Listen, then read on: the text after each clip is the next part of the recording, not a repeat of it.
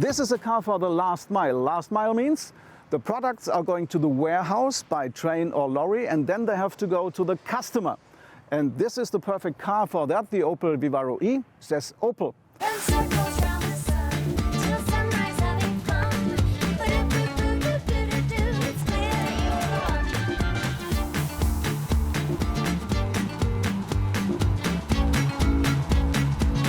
E-commerce is booming, and with it, the demand for last-mile emission-free delivery of goods and services. In 2019 alone, the German courier service DHL delivered 1.6 billion packages. That's around 4.4 million a day. Today we're going to see if electric panel vans like the new Opel Vivaro-e can fulfill the requirements of logistics companies and small businesses. Can the Vivaro-e guarantee last-mile electric delivery of goods and provide clean mobility for tradespeople? The Vivaro-e can keep up well on the highway, but on the other hand, you normally drive about 80, 90 or 100 on city highways. The maximum speed is 130 kilometers, and the torque the engine delivers is 260 Newton meters. The electric motor is located at the front axle and has an output of 100 kilowatts or 136 horsepower. But what about range? After all, very few parcel deliverers or tradespeople will have time to recharge while on the road.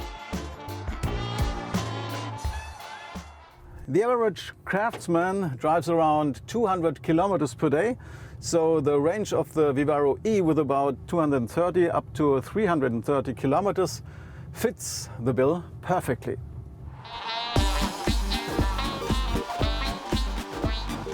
Still, even the largest battery will run out at some point.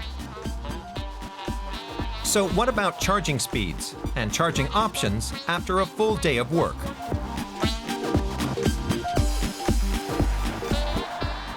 The Vivaro-e is available with two battery formats, one with 50 kilowatts and the bigger one with 75 kilowatts, which means a range of 230 or 330 kilometers. At a fast charging station, it takes about 30 with a smaller battery or 45 minutes with a bigger battery to put back 80% capacity.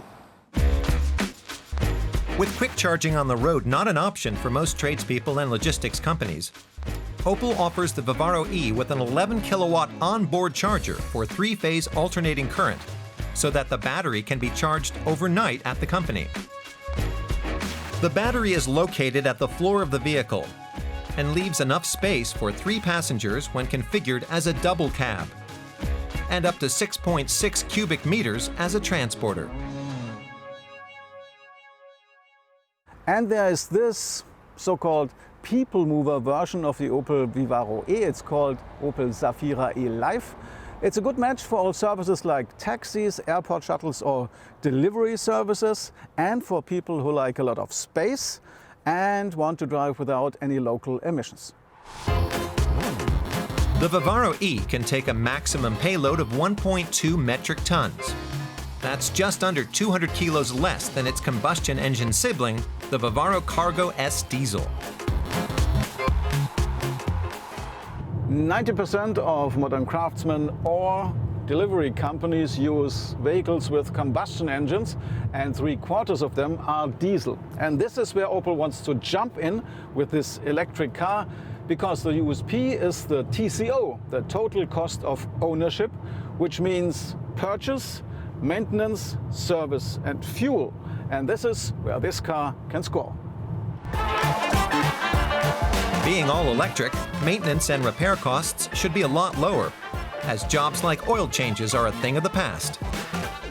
And Opel gives an 8-year or 160,000 kilometer warranty for the battery. Now I've arrived at the customer without any problems and without any local emissions. The towing capacity of the Opel Vivaro-e is about 1.3 tons. Competitors often have only standard versions of e-transporters in their program. Opel offers 3 variations: small, medium and large, with a complete suitability for everyday use. High payload and big cargo volume with decent range. At a starting price of around 35,000 euros, the Vivaro-e makes emission-free last-mile deliveries possible. The only downside? A maximum speed of only 130 kilometers an hour. But that should still be plenty to get goods and services to the customer on time.